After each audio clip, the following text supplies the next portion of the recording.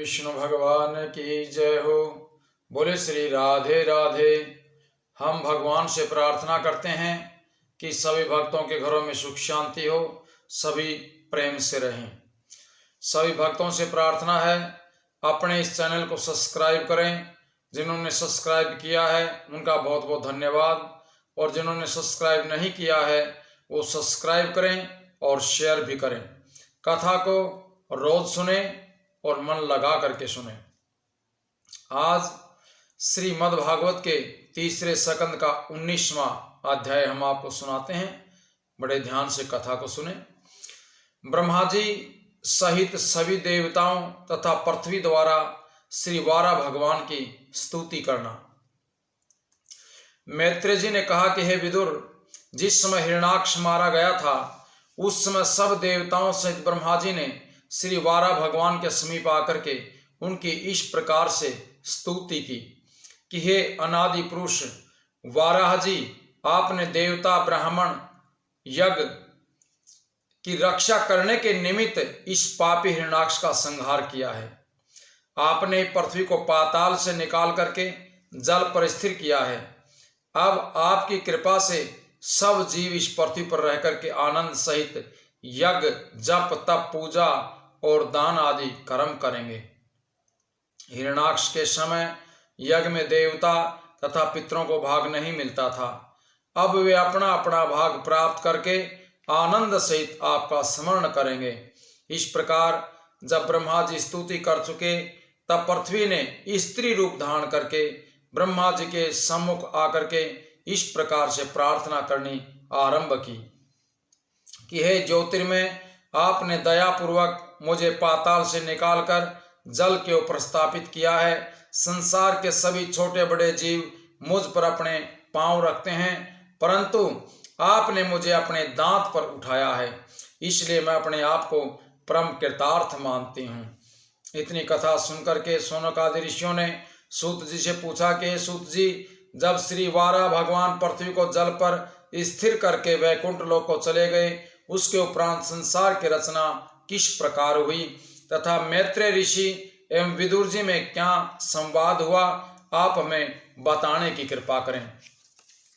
सूत जी बोले कि ऋषियों, वाराह भगवान की कथा सुनने से विदुर जी को अत्यंत प्रसन्नता प्राप्त हुई। तब उन्होंने मैत्रेय जी से पूछा कि हे महात्मन, ब्रह्मा जी ने संसारी जीवों को किस प्रकार उत्पन्न किया, अब आप वह वृत्तांत हमें सुनाइए। मैत्रेय जी ने कहा कि जब पृथ्वी स्थिर हो चुकी है तब श्री परम ब्रह्म प्रभु की माया से 24 तत्व प्रकट हुए। उसके अनंतर यक्ष नामक एक पुरुष उत्पन्न हुआ। जब उस पुरुष को भूख तथा प्यास लगी तब वह कोई भोज्य पदार्थ न मिलने के कारण ब्रह्मा जी को खाने के लिए आगे बढ़ चला। ये देख करके ब्रह्मा जी ने क्रोधित होकर के जब उसे ऐसा करने से मना किया तब उसके क्रोध द्वारा यक्ष रक्ष नामक एक तमोगुणी राक्षस की उत्पत्ति हुई।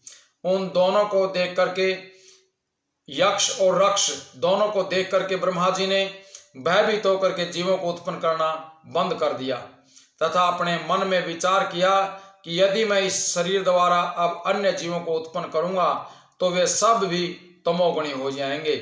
इसलिए मुझे ज्ञानी और धर्मात्मा प्राणी की उत्पत्ति के लिए इस शरीर को त्याग करके दूसरा सतोगुणी शरीर धारण कर लेना चाहिए। ऐसा विचार करके ब्रह्मा जी ने अपना वह शरीर त्याग करके दूसरा शरीर धारण कर लिया। तत्पश्चात उस शरीर द्वारा दाहिने अंग से स्वयंभू मनु नामक एक पुरुष और बाएं अंग से शत्रुपा नामक स्त्री का जन्म हुआ। ब्रह्मा जी ने उन दोनों का परस्पर विवाह कर दिया। तब स्वयंभू मनु ने ब्रह्मा जी से कहा कि हे महाराज, आप मेरे लिए क्या आज्ञा देते हैं। ये सुनकर के ब्रह्मा जी ने विचार किया कि मेरे जिस शरीर से स्वयंभू मनु तथा शत्रुपा उत्पन्न हुए हैं उस शरीर से मैंने श्री नारायण जी का तप नहीं किया था, इसलिए श्री नारायण का भजन किए बिना इन दोनों के द्वारा ज्ञानी तथा धर्मात्मा पुरुषों की उत्पत्ति नहीं होगी। ये सोच करके ब्रह्मा जी ने मनु तथा शत्रुपा को यह आज्ञा दी कि पहले तुम श्री नारायण जी का तप और श्रवण करो, तत्पश्चात संसारी जीवों को उत्पन्न करना। ब्रह्मा जी की यह आज्ञा पा करके स्वयं मनु तथा शत्रुपा उसी समय तपस्या करने के लिए वन में चले गए। उनके चले जाने के बाद ब्रह्मा जी ने श्री नारायण जी का स्मरण करके उनसे प्रार्थना की कि परम प्रभु आप मेरे अपराध को क्षमा कर दें। सृष्टि उत्पन्न करने में मुझसे बहुत बड़ी भूल हुई है।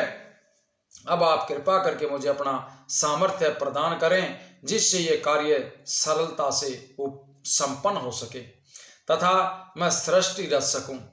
ब्रह्मा जी द्वारा इस प्रकार स्मरण किए जाने पर श्री नारायण जी ने उन्हें ध्यान में दर्शन दे करके ये उपदेश दिया कि ब्रह्मा जी मेरी कृपा से तुम्हारा शरीर शुद्ध हो गया है, अब तुम सृष्टि की रचना करो, उससे धर्मात्मा तथा ज्ञानी जीव उत्पन्न होंगे।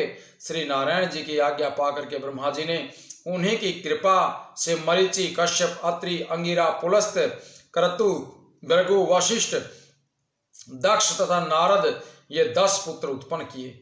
उन 10 पुत्रों ने ब्रह्मा जी से कहा कि हे पिताजी आप जो आज्ञा दें उस कार्य को करने के लिए हम प्रस्तुत हैं। ब्रह्मा जी बोले कि तुम लोग श्री नारायण जी की तपस्या करने के पश्चात संसारी जीवों को उत्पन्न करो, इसी में मुझे तथा श्री नारायण जी को खुशी है। ये सुनकर के नारद, अंगिरा और कर्तु ने तो कोई उत्तर नहीं दिया, परंतु भृगु आदि 7 पुत्र अत्यंत प्रसन्न हुए। तदंतर ब्रह्मा जी के वे 10 पुत्र तप करने के लिए वन में चले गए। जिस समय ब्रह्मा जी के शरीर से स्वयं मनु तथा शत्रुपा की उत्पत्ति हुई थी उस समय उनके पूरे शरीर की हड्डी और चमरू से एक अंधेरा प्रकट हुआ। उस अंधेरे को यक्ष और रक्ष ने स्त्री जानकर ग्रहण कर लिया। बोले श्री कृष्ण भगवान की जय हो।